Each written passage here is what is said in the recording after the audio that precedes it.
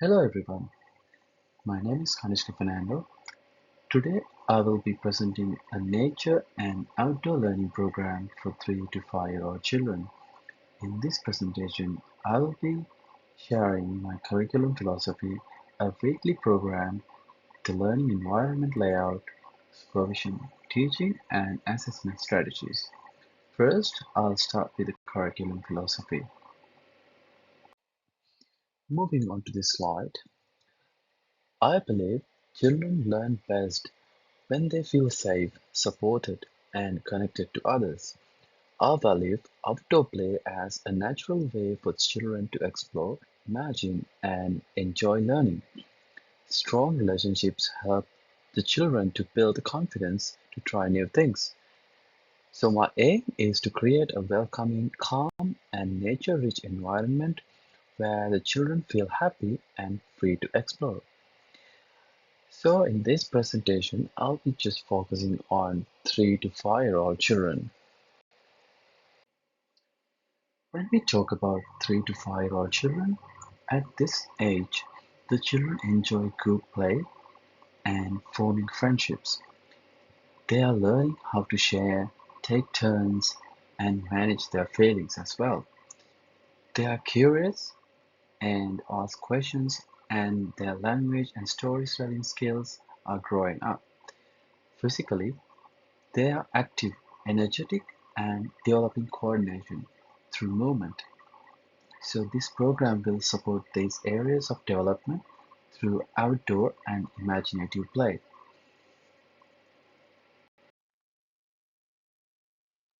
Moving on to the weekly program. This weekly program focuses on outdoor, creative, and imaginative play for 3 to 5-year-old children. So each day offers a different outdoor learning experience that supports the children's development. So I'll go one by one from Monday. On Monday, the focus is explore outside. The children engage in outdoor free play and nature role play and take part in small group cooperative games. This supports imagination, social skills, and teamwork. On Tuesday, we have music and movement outdoors. The children participate in songs, actions, and movement experiences outside. There is also group dance and creative expression, which helps develop coordination, confidence, and communication. On Wednesday, children take part in outdoor art and nature creations. They use natural resources such as leaves, sticks, stones, and natural colors for collages and drawing. This encourages creativity, fine motor development, and connection to the natural environment. On Thursday, we focus on outdoor stories. Storytelling takes place outside using puppets and natural props, and the children are encouraged to act out parts of the stories. This supports language, imagination, and early literacy skills. On Friday, to wrap up all, we end the week with group games and reflection. Children join in the outdoor group games that build cooperation and joy. And also, we finish with a reflection circle where children share what they enjoyed during the week. So, this supports confidence and values their voices. This weekly program links to early years learning framework as well, and it links to the early years learning framework outcomes of 1, 2, 3, and 4. Moving on, in this slide, I'll be talking about the suggested learning environment layout. So this layout shows a clear indoor to outdoor flow.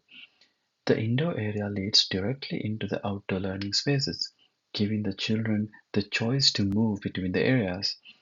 The outdoor environment includes 5 learning zones, namely imaginative play area, art space, nature area, quiet spot, movement zone. The imaginative play area supports pretend play with natural materials. The art space is for creative experiences in the outdoors. The nature area allows the children to explore natural items. The quiet spot provides a calm place for rest, and the movement zone supports active play and physical development. This setup allows children to explore, create, move, and most importantly, feel safe.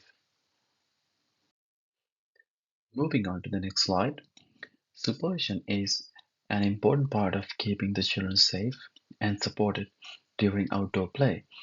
For 3 to 5-year-olds, the ratio is 1 educator to 10 children. This helps ensure that the children are always within the sight and can be supervised effectively. The educators will position themselves so that they can see all areas of outdoor space clearly. This includes having a clear view of the movement zone, the art area where children may need extra support or the guidance. Safety reminders will be given before the children begin outdoor play. This helps set expectations and support safe choices.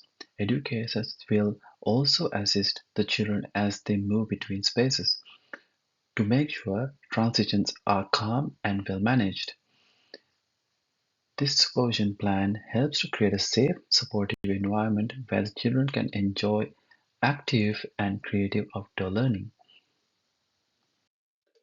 In this slide, I'll be talking about the teaching strategies which I will be implementing on this weekly plan. I will encourage pretend play to help the children use their imagination and express their ideas. I will join in as a co-player when the children need support or when it helps extend their play. I will use gentle questions to help children think further, solve problems, and build on their ideas.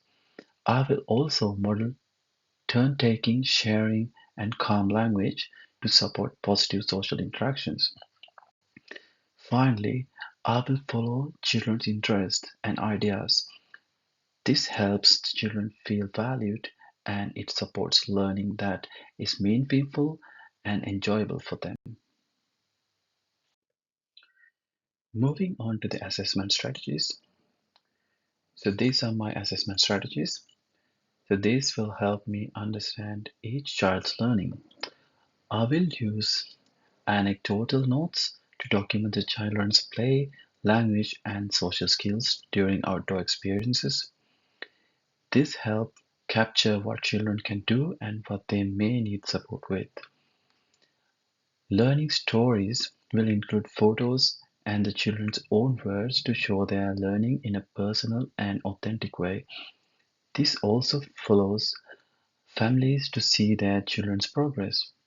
Observations will guide my planning for the future experiences so I can build on children's strengths, interests, and next steps in learning. On Fridays, we will have a short reflection time where the children share what they enjoyed during the week, and this supports confidence and values of the children's voices. So these are the references that I took. Thank you.